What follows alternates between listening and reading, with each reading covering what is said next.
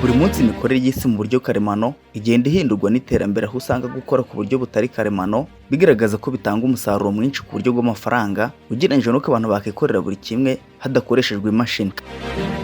Ikaze mu buzima bwa none, aho ukunda umukobwa umukundiye ikibuno mubonana, wamugeza mu rugo ugasanga cya kibuno cyari gitirano. Iyi ni isi ya none. Nanone kandi hakunze kumvikana impaka ku bijyanye n'ibyiza n'ibibi byo kwibagisha bimwe mu bice by'umubiri hagamijwe kongera ubwiza, plastic surgery. Gusa benshi ntibasobanukiwe n'uburyo iki gikorwa kigenda n'ingaruka zishobora kubonekaho igihe umubiri wabikorewe utabyakira neza cyangwa se iki gikorwa ubwacyo kitagenze neza.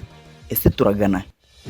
Ese ubundi turagana ko bikabije kwiyanga, aho umuntu ahitamo kwemera kwibagisha nk'umurwayi urembeye muri bomboni, kandi ari mutaraga, nta gukorora, nta gicurane, yewe nta no kuniha umutwe, ariko kugira ngo akunde agire izuru ryiza, amabere meza, cyangwa se ikibuno gitendera nk'icya runaka, akemera akazunguzwa, akazungurira mu byuma by'abazungu, kandi azi neza ko ashobora kutabisohokamo cyangwa akabisohokamo ibyo yinepfaguza agapfobya atakibifite yabuze ubuzima.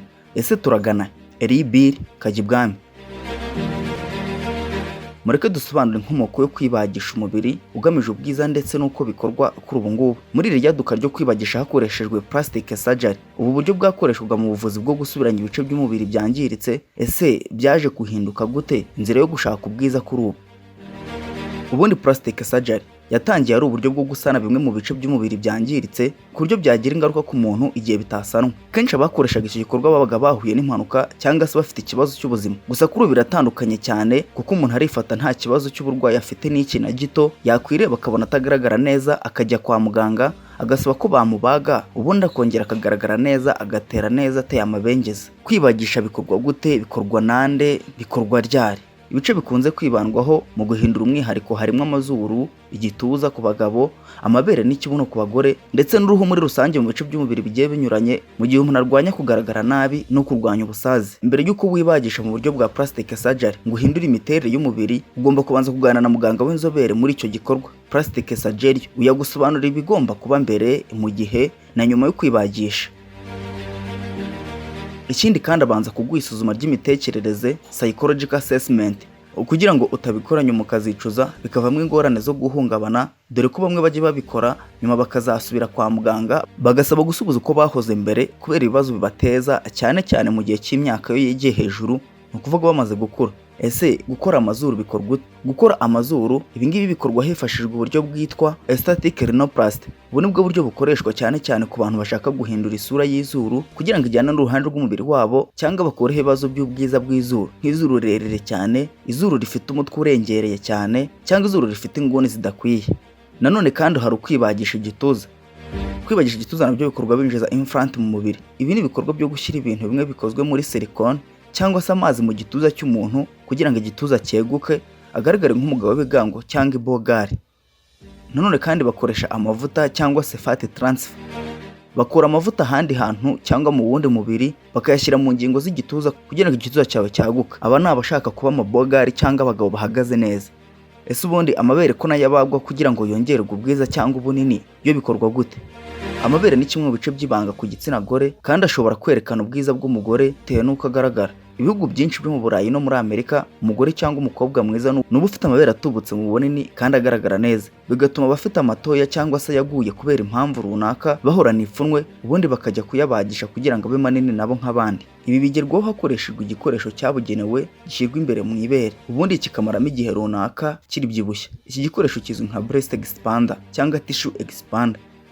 Iyo kimaze kwinjizwa mu ibere, hahita hatangizwa igikorwa cyo kucyuzuzamo amazi arimo umunyu, cyangwa se kikuzwa ikindi kinyabutabire cyitwa silicone hakoreshejwe urushinge. Umugore ukorwa iki gikorwa aterwa ikinya umubiri wose, general anesthesia, agasinzira ataza kumva ububabare na buto. Muri rusange umuganga abaga agace gato ko munsi y'ibere akahaca umwenge, yarangiza akinjizamo igikoresho kugeza igikorwa kirangiye, akongera akagikuramo. Ubundi buryo bashobora kugerageza binjiza expander mu mubiri w'umugore ni ukubaga munsi y'ukwaha ariko hafi y'ibere hakoresheje igikoresho cyitwa endoscope. Iyi endoscope ni igikoresho gifite akuma gafata amashusho, kamera, ariko nanone harimo utuma twukata ku buryo muganga agacengeza mu mubiri agashyiramo expander nta kintu yangije mu mubiri, kuko abireba ku karahure ka mudasobwa. Iki gikorwa cyose iyo kirangiye ibere nta kibazo risigarana, ahubwo munsi y'ukwaha niho hasigara hari inkovu. Urugero, umuhanzikazi Kelly Rowland nawe yifashishije uburyo bwa tissue expander mu kongera ingano y'amabere ye. Ubundi buryo bukoreshwa no gukata umuzenguruko w'aho imoka itereye ku ibere, ubundi expand ikinjizwamo. Ikindi wamenya, ubu buryo bushobora kuzagira ingaruka ku wabukorewe kuko ashobora kuzagira ingaruka mu konsa ndetse akaba yanatakaza ubushobozi bw'imoko ye mu kumva ikiyikozeho, loss of sensation. Uburyo bwa nyuma bwifashishwa mu kwinjiza icyuma kibyimbisha amabere mu mubiri ni ugutobora umukondo w'umugore, ubundi bakinjizamo expander ikazamurwa n'agakoresho kitwa endoscope kugeza hejuru mu gatuza. Nanone kandi hari uburyo bwo kwibagisha ugamije ubwiza ku gice cy'ikibuno. Mbere y'uko iki gikorwa kiba, muganga arabanza akagutera ikinya, ubundi agahita abaga hejuru y'ikibuno akava ibumoso akagira iburyo, ubundi agasunika ikibuno cyaguye kikegera hejuru. Ubu ni uburyo bwo kuzamura ikibuno cyaguye.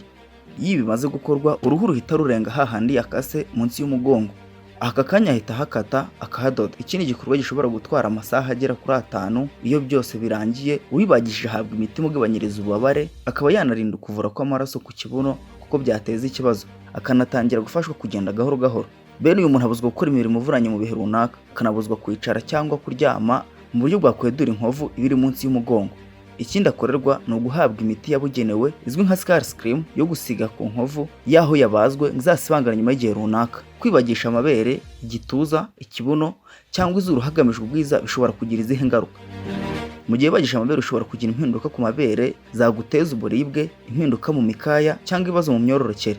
Nanone kandi igihe wibagishije igituza bishobora kugabanya cyangwa guhindura igituza, ariko bigahungabanya imikaya cyangwa bikagutera imihangayiko.